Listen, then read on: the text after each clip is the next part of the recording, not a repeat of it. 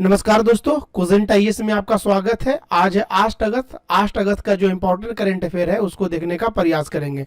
यह समान रूप से जितनी भी प्रतियोगी परीक्षा है उसके सभी में ये उपयोगी सिद्ध होगा। तो चलिए स्टार्ट करते हैं।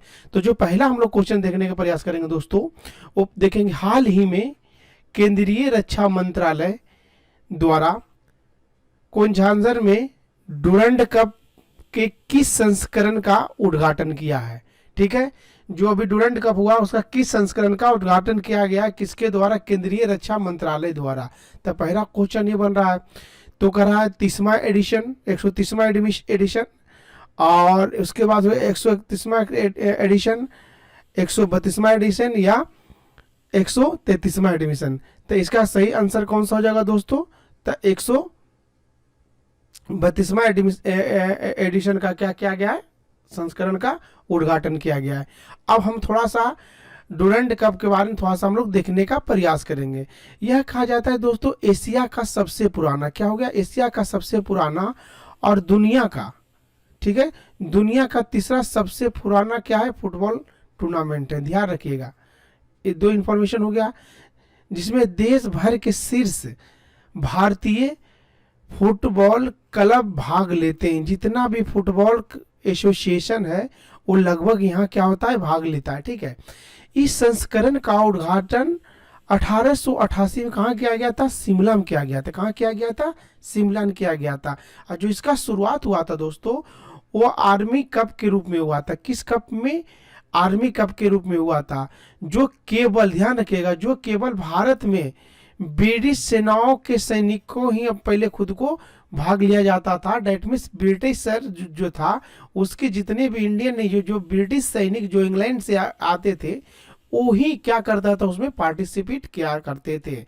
अब इसके संस्थापक के नाम की बात करें, कहीं पूछ लेगा, सर हेनरी जो मार्टिन डुरंड नाम का इनका जो थे, इनके नाम पे डुरंड कप का क्या क्या गया, नामांकन करा गया या नाम किया गया। कभी कभी क्वेश्चन आपका ये पूछ लेता है, तो इस बात को आप ध्यान रखने की कोशिश करेंगे।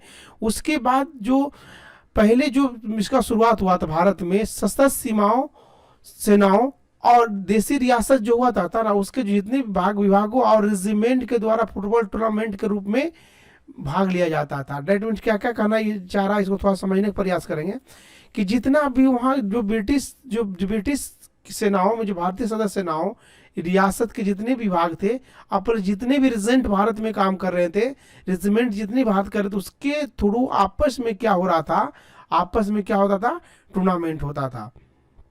समझ गया ना? इसके बाद थोड़ा सा और हल्का सा इंफॉर्मेशन देखने की कोशिश करेंगे। और डुरंड कप के टूर्नामेंट के जीतने के बाद 3 तरह की ट्रॉफियां दी जाती। कितने तरह की दी जाती? 3 तरह की ट्रॉफियां दी जाती है। एक डुरंड कप, शिमला ट्रॉफी और प्रेसिडेंट कप। अब प्रेसिडेंट कप का सबसे पहले क्या हुआ था, 1956 में भारत के प्रथम राष्ट्रपति डॉक्टर राजेंद्र प्रसाद द्वारा दिया गया था। शिमला ट्रॉफी क्या होगा, वहाँ 1904 में शिमला के निवासी द्वारा दिया गया था। और डुरंड कप रोलिंग ट्रॉफी या मूल ट्रॉफी के रूप में इसको जाना जाता है। तो ये एक एडिशनल इन्फॉर्मेशन था जो आप लोग के साथ हम डिस्कशन किए। ठीक है, उसके बाद जो अगला क्वेश्चन हम लोग देखने का प्रयास करेंगे दोस्तों, वो क्वेश्चन ये होगा कि जो निम्नलिखित में किस जानवर को कहा जाता है, किस जानवर को अक्सर पहाड़ों का, किसका बोला जाता है, पहाड़ों का भूत कहा जाता है। ठीक है, host of the mountain. Host of the mountain किसके नाम से जाना जाता है, किसे कहा जाता है, ये अक्सर क्वेश्चन एग्जामिनेशन में आपसे पूछेगा, तो ध्यान रखिएगा। हिमालयन तहर, या हो गया तेंदुआ, या हिम तेंदुआ, या बाघ। इस तरह से आपको क्वेश्चन का जवाब देना। इसमें कौन सा सही आंसर हो जाएगा, ये हिम तेंदुआ। स्नो लिपर्ड को क्या कहा जाता है दोस्तों, घोस्ट ऑफ द माउंटेन। तो इस बात को ध्यान रखिएगा। अब इसको बारे में थोड़ा सा हम लोग स्नो लिपर्ड के बारे में हम लोग थोड़ा सा देखने का प्रयास करते हैं। ठीक है, तो चलिए स्टार्ट करते हैं। तो देखिए, ये जनरली दोस्तों यदि स्नो लिपर्ड का जो एरिया की बात करें तो मध्य एंड दक्षिणी एशिया में पाया जाता है। कहाँ पाया जाता है? तो मध्य और दक्षिणी एशिया किस जगह पाया जाता है? जितने भी पर्वतीय क्षेत्र है, ठीक है ना, पर्वतीय माउंटेनी क्षेत्र में जनरली मुख्य रूप से पाया जाता है। ठीक है, और भारत के कहाँ? जम्मू कश्मीर, लद्दाख, उत्तराखंड, सिक्किम और अरुणाचल प्रदेश। अब देखिए, ये हो गया आपका जम्मू एंड कश्मीर, लद्दाख, और कौन कौन सा हो गया, ये आपका हो गया हिमाचल प्रदेश, उसके बाद उत्तराखंड, जो लोकेशन मेन इसका है वो मैं बता रहा हूँ, एक अरुणाचल प्रदेश। तो ये जो एरिया है दोस्तों, ये जनरली क्या है, पहाड़ी एरिया है। क्या ये पहाड़ी एरिया है। तो इस चीज़ को आप लोग थोड़ा सा ध्यान देखने, मैपिंग पॉइंट ऑफ व्यू से थोड़ा सा देखने का प्रयास करेंगे, समझे ना। तो इस एरिया में जनरली समानता दोस्तों क्या होगा, स्नो लिपार्ड का कहीं न कहीं प्रेजेंस देखने को मिलता है। तो ये सब थोड़ा सा ये लोकेशन को आप लोग समझने का थोड़ा सा प्रयास करेंगे, ठीक है। तो इससे क्या होगा आपका, आप देखिए ये लोकेशन हो गया लद्दाख। एक लद्दाख है जो सबसे ज्यादा लगभग 200 तेंदुए मतलब हिम तेंदुए पाया जाता है। तो लद्दाख के कौन सा क्या नाम है उसको, हेमिस नेशनल पार्क में सबसे ज्यादा अभी तक तेंदुए की उपस्थिति लगभग 200 प्लस देखने को मिला है। तो ये सब भी बातों आप लोग को थोड़ा सा देखने को मिलेगा। यह एक शीर्ष शिकारी के रूप में महत्वपूर्ण भूमिका, जो उच्च ऊंचाई जो निवास स्थान है, संकेत तेजी से पर्वतीय वातावरण जलवायु परिवर्तनों को प्रभावित करने का संकेत को इंडिकेट किसके लिए करता है, हम लोग के लिए करता है।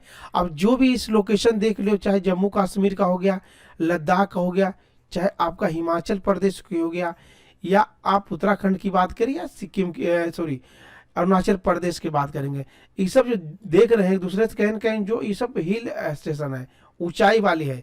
यदि इस तरह से यहाँ कुछ भी परिस्थितियां ऐसी उत्पन्न होती है, या कुछ भी जो प्रकृति के प्रतिकूल जब उत्पन्न होता है, तो वहाँ एक इंडिकेटर के रूप में भी हिम तेंदुए काम करता है, ठीक है। तो ये थोड़ा सा ध्यान रखिएगा, हिम तेंदुआ का थोड़ा सा ये जो इम्पोर्टेंट बन जाता है, हिमिस जो नेशनल पार्क है, थोड़ा सा ध्यान रखिएगा, है ना। उसके बाद चलेंगे इसकी अधिक कंजर्वेशन की बात करेंगे, तो जो IUCN का जो रेड लिस्ट में आता है, जो क्या है असुरक्षित एवं वनरेबल है, ठीक है ना। साइट के अंतर्गत करेंगे क्या होता है, अनेक्चर 1 में आता है ना। आई प्रोटेक्शन किसके, वन जीव संरक्षण अधिनियम 1972 के अनेक्चर 1 में आता है। तो एक कुछ आपका एडिशनल इंफॉर्मेशन था जो आपको ध्यान रखना चाहिए। अब आगे देखेंगे, अब इसको भारत छोड़ो आंदोलन का शुरुआत किसने किया। अब यहाँ क्वेश्चन लेने का मेन मकसद क्या था दोस्तों, आज है 8 अगस्त, ठीक है, और 8 अगस्त को ही क्विट इंडिया मूवमेंट जो है आपका शुरुआत किया गया। तो इसका क्वेश्चन देख लेते हैं, जवाहरलाल नेहरू, सरदार पटेल, भगत सिंह, महात्मा गांधी। तो इसका सही आंसर हो जाएगा कौन सा, महात्मा गांधी। ये देखिए क्विट इंडिया मूवमेंट का एक थोड़ा सा झलक है, जो कहीं न कहीं भारतीय इतिहास के पन्नों में आज भी अपनी इम्पोर्टेंट की प्रासंगिकता देता है। तो देखिए हिस्ट्री जिसे मान लीजिए, इसको मैं लेने के थोड़ा सा हल्का मैं यदि आपको समझा पाता हूँ तो समझा सकता हूँ, तो मैं थोड़ा समझाने का प्रयास करता हूँ। क्योंकि देखो भाई दोस्तों 8 अगस्त है, ठीक है, और 8 अगस्त को क्या हुआ, तो उस डेट को हम लोग देखने का प्रयास किए। तो हिस्ट्री जो क्वेश्चन बनने का जो प्रबल संभावना हो जाता है, तो यहाँ बन जाएगा। तो क्या क्वेश्चन बनेगा कि भारत छोड़ो आंदोलन, चूंकि इस साल का क्वेश्चन बनता है, मान लिया आगे 1 महीना पहले एग्जामिनेशन है या कुछ है, तो एग्जामिनर सोचेगा कि चलो अभी जो है कहीं 8 अगस्त हुआ है, जो अभी इस दिन शुरुआत हुआ था, कौन सा, भारत छोड़ो आंदोलन। तो जो स्मार्ट जो एग्जामिनर होगा दोस्तों, वो क्या करेगा, यहाँ से क्या करेगा, क्वेश्चन उठा लेगा। तो इस बात को भी ध्यान रखकर आपको हम बताते हैं, ताकि चीज़ों को आपको आसानी से क्लियर हो। तब जैसे देखते हैं, अब भारत छोड़ो आंदोलन जो क्या हुआ, अगस्त आंदोलन भी नाम जाते, इसको जो बोलते हैं अगस्त आंदोलन क्यों जाते, क्योंकि 8 अगस्त 1942 को भारतीय कांग्रेस के जो नेता थे महात्मा गांधी ने इसके क्या किया था, शुरुआत किया था। अब इस आंदोलन का मुख्य उद्देश्य था क्या था, भारत में ब्रिटिश औपनिवेशिक शासन काल को क्या करना था, तत्काल रूप से इसको क्या करना था, समाप्त करना था, और एक संप्रभु भारत राष्ट्र को निर्माण की स्थापना की मांग किया गया था, ठीक है। इसमें बहुत सारा आवश्यक तत्व था, जो गांधी ने एक नारा दिया था, करो या मरो, करो या मरो, डू एंड डाई। क्या बोलेंगे, डू एंड डाई वाली स्थिति पहली बार, चूंकि गांधी जी का जितने भी देखोगे आंदोलन अहिंसात्मक रूप से था, क्या था, अहिंसात्मक रूप से था। मगर गांधी जी को कहीं ना कहीं विश्वास टूटने लगा कि नहीं, ये अंग्रेजों ने अब क्या कर रहा है, छल कर रहा है।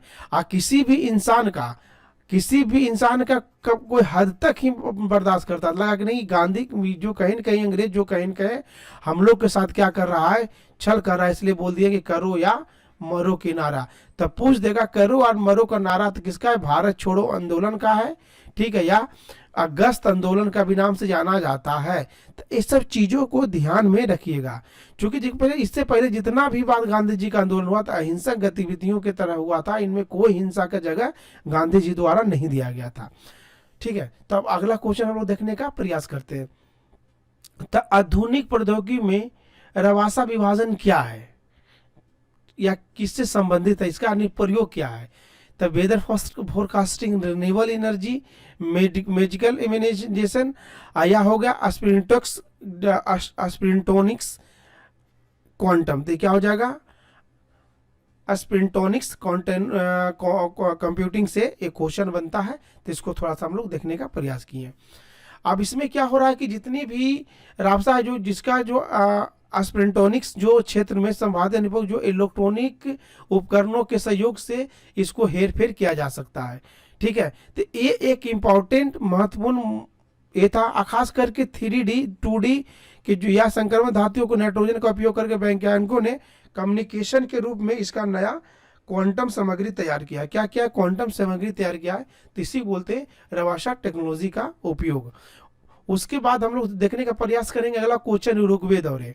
तो ऋग्वेद दौरे वार्ता के संदर्भ में निम्नलिखित में किस संगठन से ये बात से ऋग्वेद दौरे संबंधित है, यानी कहें कि जो ऋग्वेद राउंड है निम्नलिखित में किस ऑर्गेनाइजेशन द्वारा ये एसोसिएट है। तो African Development Bank, World Bank, World Trade Organisation या IMF अंतर्राष्ट्रीय मुद्रा कोष। तो इसका सही आंसर हो जाएगा दोस्तों वर्ल्ड ट्रेड ऑर्गेनाइजेशन यानी WTO। तो इसको देखते हैं। अब देखो WTO वन थोड़ा सा हल्का एडिशनल इंफॉर्मेशन देखते हैं। देखिए इसकी स्थापना हुआ था 1 जनवरी 1995 में ट्रैफिक एवं व्यापार एवं सामान समझौता, इसको बोलते हैं GATT, ठीक है ना। GATT के तहत इसको क्या गया था, ऋग्वेद दौरे में इसको क्या किया गया था, स्थापना किया गया था। अभी क्यों न्यूज में रहा है दोस्तों, तो इसका WTO का जो हुआ ना अभी जो 2023 में एक सम्मेलन जारी किया गया, रिव्यू जारी किया गया, जिसमें माल एवं वाणिज्यिक सेवाओं में वैश्विक व्यापार पर प्रमुख डेटा शामिल किया गया है। और WTO एक अंतर्राष्ट्रीय संगठन है जो क्या करता है, संबंधित राष्ट्रों के जो क्या करता है, व्यापार के संबंधित नियम क्या होना चाहिए, रेगुलेशन क्या हो जाता है, इसके बारे में ये बात करता है। और WTO व्यापार वार्ता की देखभाल एवं व्यापार विवाद को सुलझाने के लिए भी काम करता है। इसका प्राथमिक जो है संस्था जो कौन सा है, गैट के रूप में स्थान लिया है, जो बाद में इसको क्या कर दिया गया था, WTO। यहाँ तो कोई दिक्कत है तो तक रखते हैं, ठीक है। यदि वीडियो पसंद आ रहा हो तो लाइक कीजिए, शेयर कीजिए, सब्सक्राइब कीजिए। धन्यवाद।